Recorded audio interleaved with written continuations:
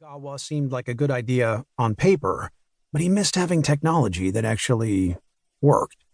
The stuff from the revitalized factories of the Rust Belt was good, but it wasn't China good. Rick grabbed a spare radio off the charger. "Manny, come in. Acknowledge." Nothing. He tried the other one. "Damn it, Manny, are you there?" Dead air. Rick suppressed a shiver as cold sweat appeared on his hands and forehead. He braced himself against his desk and took a few deep, shuddering breaths, trying to regain his composure. He closed his eyes and focused. This was Resurrection, Colorado. It wasn't a barren desert in a foreign land. There were no jihadis stalking his men, waiting for him to make a tactical mistake and send them to their deaths. Silence on the radio meant a malfunction. That was all. He opened his eyes and felt back in control. Manny had probably seen a big 10-point buck or a grizzly bear. That would explain the excitement in the kid's voice. He felt himself settle down even more. "Manny, come in. Come in." When he didn't get an answer, he grabbed his keys and gun holster and headed to the front door. "If you can hear me, I'm coming your way. I'm headed to the mine on the main service road." As he left the building, he knew he wasn't being honest with himself. He really didn't believe his deputy had called about spotting some game animal. Sure, the kid had been excited, but there was something else in his voice, too. He wasn't sure what his deputy, an ex-Marine and gun-wielding law officer, had seen up by the mine, but whatever it was had done more than get the kid excited.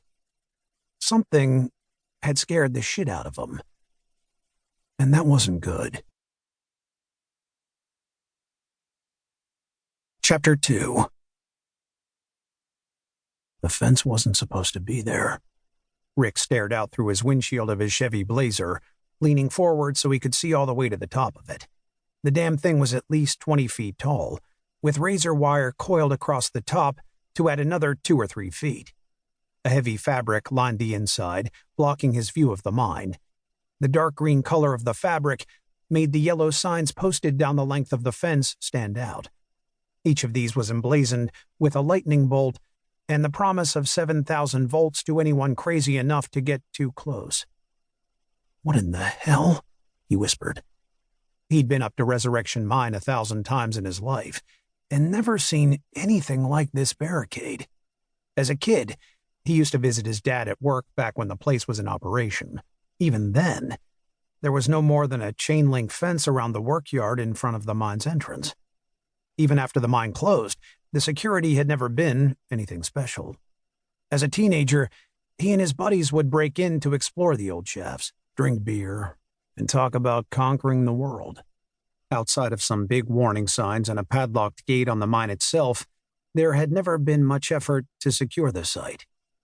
What was really strange was that he'd come up to the mine as recently as a month ago to take a look around and make sure none of today's teenagers were as dumb as he'd been when he was younger.